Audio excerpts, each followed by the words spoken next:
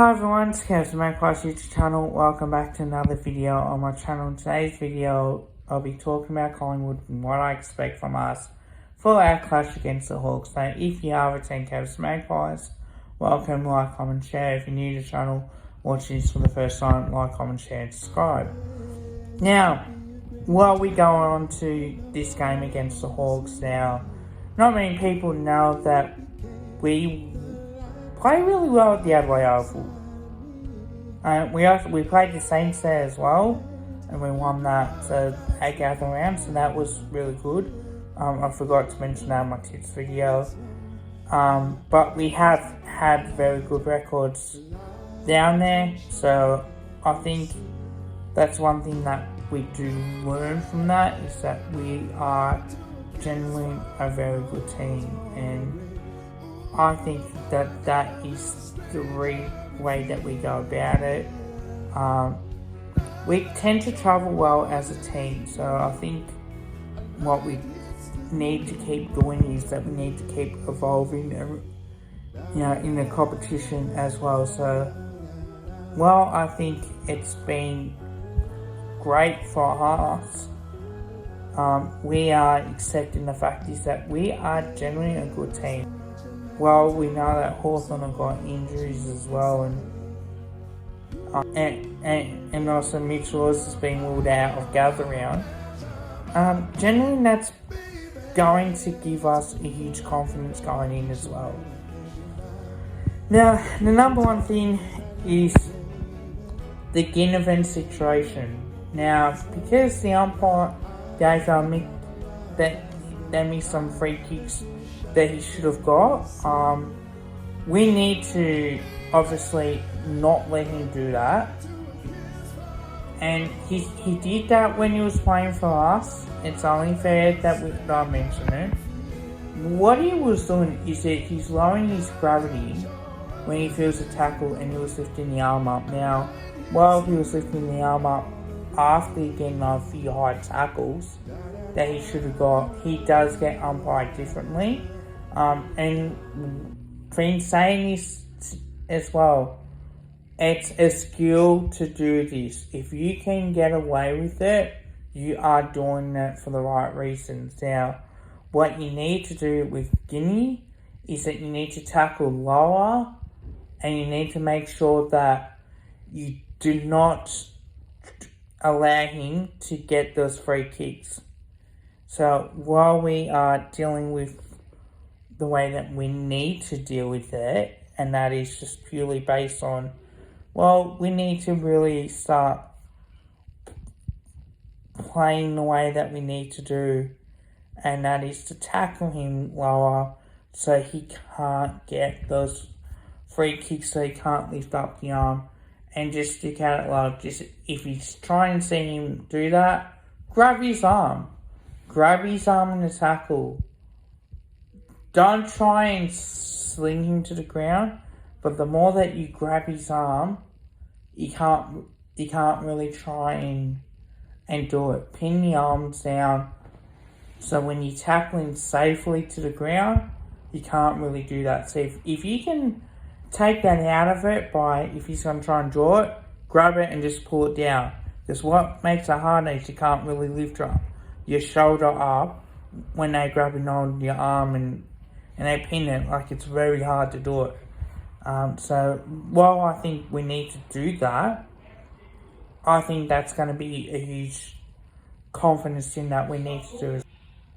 Number 2 is getting this game back on track. Getting this win to go back on track. Now, what I mean by that is, well, it was a good win, but does it mean much if we don't beat Hawthorn? It won't mean as much. We as fans need to make sure that we just watch out for this, because we can't afford to lose another game. Let's win this game, make it 2-3. We know Hawthorn have got injuries. We know their forward aren't as great. But having said that as well, this is our chance to shine. And this is where we need to really start to look to play our brand of football a little bit and just focus on the things that we can control. We can't afford to drop this game. We can't afford to feel sorry for Guinea. Yes, I felt sorry for him too on Monday while streaming the game. I certainly did. I think he gets murder and gets umpired differently and that sort of thing. Again, separate video for all that stuff. But having said that too, we need to focus on the game itself. We need to focus on what we need to do, getting back to playing our best brand of football on top of it as well. So that's one way of really looking at it. Number 3 is the selection. Now, the match selection, Slybon has been confirmed that he'll play. Whether or not we'll drop Finn, and we'll keep Crisp probably as a sub again. I don't mind if we do that, but I do think that those couple changes will help.